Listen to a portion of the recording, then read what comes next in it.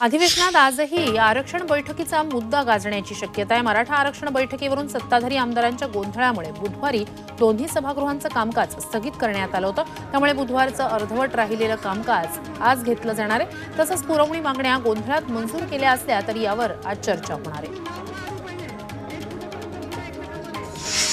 विधान परिषद निवडणुकीत मतांची फाटाफूट टाळण्यासाठी आमदारांची बडदास्त ठेवण्यात आली आहे। पंचतारांकित हॉटेलमध्ये आमदारांना ठेवण्यात आलंय। आमदारांच्या प्रत्येक सूटचं भाडं 15 ते 25 हजार इतकं आहे। भाजपनं बाहेरगावच्या आपल्या आमदारांची सगळी व्यवस्था ही कुलाबा परिसरातील हॉटेल प्रेसिडेंटमध्ये केली आहे। शिवसेना शिंदे गटाच्या आमदारांची राहण्याची व्यवस्था वांद्र्यातल्या ताजलँड्स एंड या हॉटेलमध्ये करण्यात आली। या हॉटेलचं भाडंही 15 ते 25 हजार रुपये इतकं आहे। या हॉटेलमध्ये शुक्रवार आणि शनिवारचे दर 30 हजारांपेक्षा अधिक आहेत। विधान परिषदेच्या निवडणुकीसाठी भाजपनं कंबर कसली। एकही मत वाया जाणार नाही याची काळजी देवेंद्र फडणवीस घेताना दिसतायत। काल रात्री विधान भवनातील भाजपच्या कार्यालयात महत्त्वाची बैठक पार पडली, ज्यात भाजपच्या आमदारांची पाठशाळाच फडणवीसांनी घेतली। या बैठकीत साध्या कागदावर रंगीत तालीम घेण्यात आली।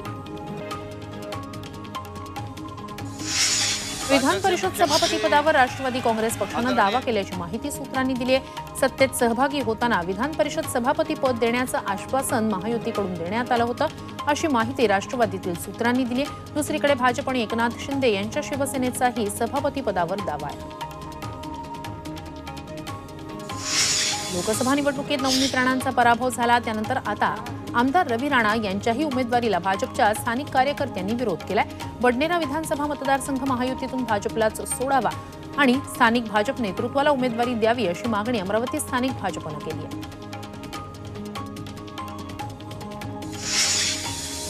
भाजपचे माजी आमदार सुधाकर भालेराव यांचा आज राष्ट्रवादी शरदचंद्र पवार पक्षात प्रवेश होणार आहे। त्यामुळे लातूरमध्ये भाजपला मोठा धक्का बसतोय। यशवंतराव चव्हाण सेंटर मुंबई इथं शरद पवार प्रदेशाध्यक्ष जयंत पाटील यांच्या उपस्थितीत हा पक्ष प्रवेश सोहळा होणार आहे।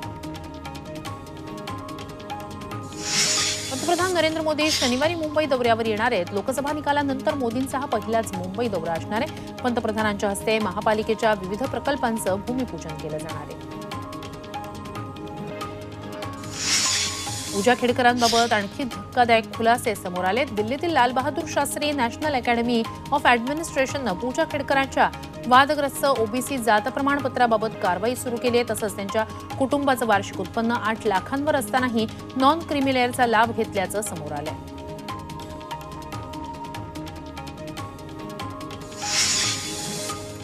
IAS अधिकारी पूजा खेडकर प्रकरणी सरकारनं शहानिशा करावी अशी मागणी आमदार रोहित पवार यांनी केली आहे। कागदपत्रांची फेरफार करून काही जण अधिकारी झाले असतील आणि तसे रिपोर्ट्स असतील तर सरकारनं याबाबत लक्ष घालावं असं रोहित पवारांनी म्हटलंय।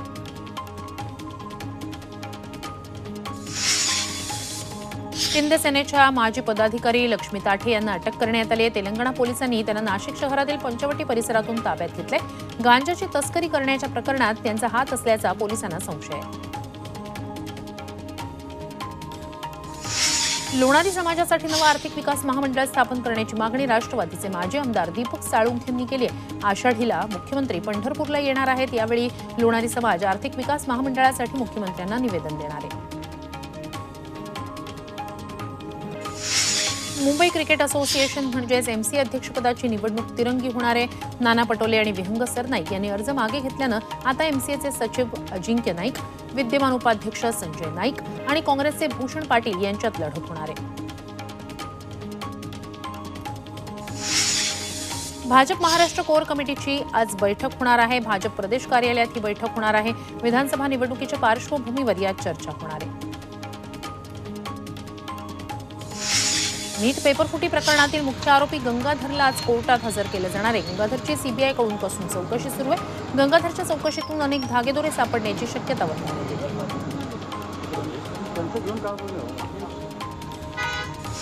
लातूरच्या नीट पेपरफुटी प्रकरणातील आरोपी इरण्णा कोनगलवार अद्यापही फरार आहे। इरण्णासोबत त्याची पत्नी सुद्धा गायब आहे। इरण्णा तपास यंत्रणांना सापडत नसला तरी त्यानं लातूरच्या न्यायालयात अटकपूर्व जामिनासाठी अर्ज दाखल केलाय। मुस्लिम महिलांनाही आता घटस्फोटानंतर पोटगी मिळणार आहे। सुप्रीम कोर्टानं हा महत्त्वाचा निर्णय दिलाय। कोर्टाच्या या निर्णयाचा धर्माशी संबंध नाही असंही सांगण्यात आलेलं आहे। कलम 125 हे सर्व विवाहित महिलांना लागू होणार असल्याचं खंडपीठानं म्हटलंय।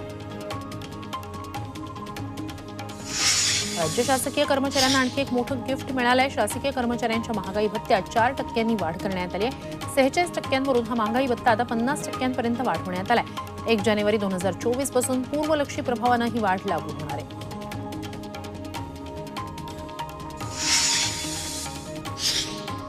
सिडकोच्या 3322 घरांच्या सोडतीसाठीचा मुहूर्त लागलाय. 2022च्या योजनेतील घरांची 19 जुलैला सोडत निघणार आहे. द्रोणागिरी आणि तळोजात 3322 घरं आहेत आणि या घरांसाठी 19 जुलैला सोडत निघणार आहे. घर घेणाऱ्यांसाठी ही खुशखबर आहे.